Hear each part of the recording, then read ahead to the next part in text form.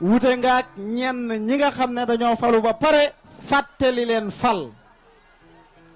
dañuy jox kàddu gi Dame Mbodj moom également mu def discours am pour 3 minutes. yow jox nga ñëpp parole te joxoo leen temps man nga jox ma temps lu ko waral. jërëjëf. asalaamualeykum waa Ziguinchor.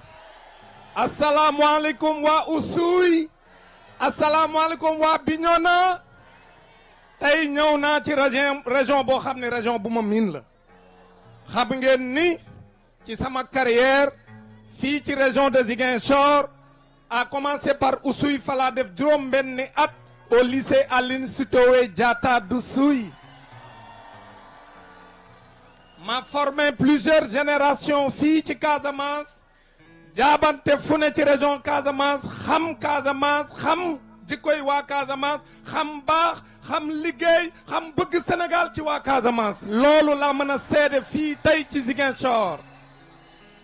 may wax ne bi campagne bi commencé ak léegi ñu bëri ñu ngi naan Dame Mbodj moom fan la nekk gis naa ne yéen a ngi may laaj ci réseaux sociaux yi fu ne ñu ngi fay laajte Dame Mbodj fu mu nekk ku ne xam na ni campagne bi su dooree te gisuñu Dame Mbodj xam leen ne am na lu ko téye li ma téye woon nag ci liggéey bi dong la comme man dañ maa jox infrastructure yi ca Diamniadio ñu war a def Jeux olympiques en 2026 Sénégal war koo aaye ambassade bu Chine ni ma dañ laa bëgg a yóbbu Chine tàggat la gën laa jox xam-xam pour nga waajal 2026 lii moo ma yóbbu woon Chine.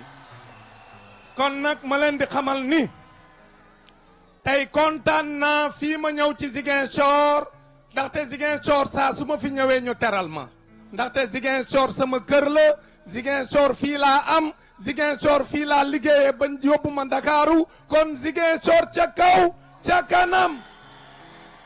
Ziguinchor ca kaw ca kanam maintenant li may wax lu gàtt la élection bii man bi may ñëw ci élection présidentielle yi dafa am ku ma fekk kër président Ousmane Sonko may reer mu ne ma Dame Mbodj dama laa soxla ma ñëw ñu toog ñaaroo mu ne ma ñaari weer ci ginnaaw sama soxna dafa am doom ma tudde la ko ndax bëgg ci yow mi ngi fii ci Ziguinchor su ma leen joxoon turam ngeen xam ban quartier la dëkk. ma dellu Ndakaaru comme man jigéen laa am ku ne ma dama am ay seex tudde kenn ki Ousmane Sonko tudde keneen ki Dame Mbodj ma kontaan lool ca Ndakaaru président Ousmane Sonko li mu am ciy turandoo moom sax xamu ko ndaxte man mii rek ci cofeel gin jàpp ni te ma wane ko maak Ousmane Sonko am nañ ko am naa juróom-ñaari turandoo yoo xam ni ci biir xeex bi laa ko amee te ñi ma ko tuddee ci diaspora bi lañ nekk ñi nekk Ndakaaru fii ci Ziguinchor benn mi ngi fi Kolda ak région yu bari ñu tudde ma doom ndax nee nañ taxawaay bi président Ousmane Sonko am pour Sénégal bëgg a jubbanti Sénégal tegaat ko ci yoon yow Dame Mbodj da nga bokk ci ñi koy xeexle kon cofeel gi nu am ci Ousmane Sonko lañ ma jox man Dame Mbodj kon loolu maa ngi koy sant yàlla di ko sant moom président Ousmane. temps yi nag bi ma nekkee Chine gis naa ni sonkolu moo xew ci dëkk bi dama gis koo xam ni dafa gis turandoo Ousmane Sonko ñu jox ko ci meeting xale bi ñu jox ko rek xale bi ree ndeysaan moom mu fexe ban jox ko ab xale ci ab meeting am boo xam si fukki nit ña fa nekk sax matuñu ko mu joxutaan xale bi pour xale bi ree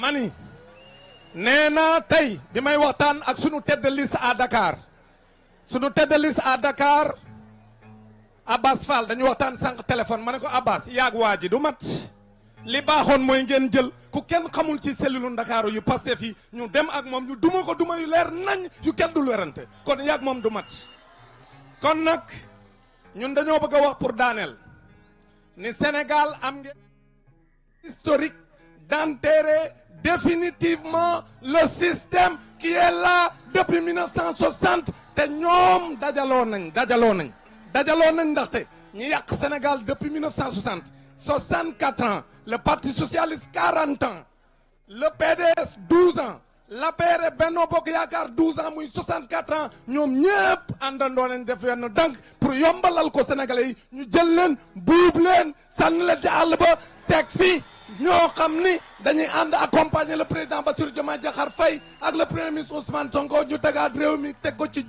jubal ak jubanti maa ngi leen di sant di leen gërëm wa salaam mon frère. Merci beaucoup, dame.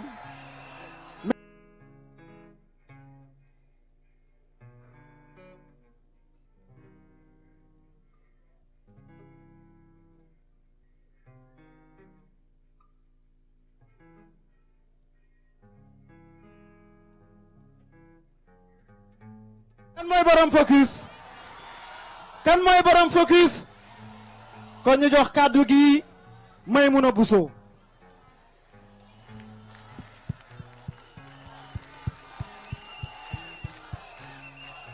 Asalaamaaleykum, asalaamaaleykum, asalaamaaleykum Casamance.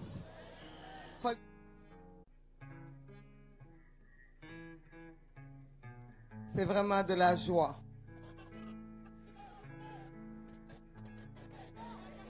sama xol dafa sedd kontaan ci affection bi ngeen am ci ñun ñi ñëpp jaarale ko ci jëmm ji toog di seen doom di suñu tête de liste le président Ousmane Sonko di wax ne su ma ñëwee fii Casamance mënatuma wax dara pour convaincre leen après honorable Guy Marius Sagna li mu wax muy seen député di sunu député du député Sénégal mais du député Afrique yépp kon sama discours mënul nekk ci convaincre leen parce que vous êtes déjà convaincus mais par contre je vais profiter de parler ici en Casamance, terre des braves, terre des hommes intègres, terre des femmes braves que vous êtes, mais aussi la Casamance, le trait d'union de l'Afrique. La Casamance, le trait d'union de l'Afrique. Cette culture que vous avez, cette culture mixte que nous avons avec les pays frontaliers, qui prouve que nous ne pouvons pas être autres que des panafricains. Nous ne pouvons pas être des nationalistes. Nous ne pouvons pas exclure nos frères et sœurs voisins. Ça me permet d'appeler nos frères binationaux qui sont autour de nous, qui sont ici, mais qui sont dans le Sénégal, de leur demander de voter la liste PASTEF. Parce que c'est la liste de l'espoir, c'est la liste de l'Afrique, c'est la liste panafricaine. Le président Bassirou Diomaye l'a dit, nous avons hérité d'un pays en ruine.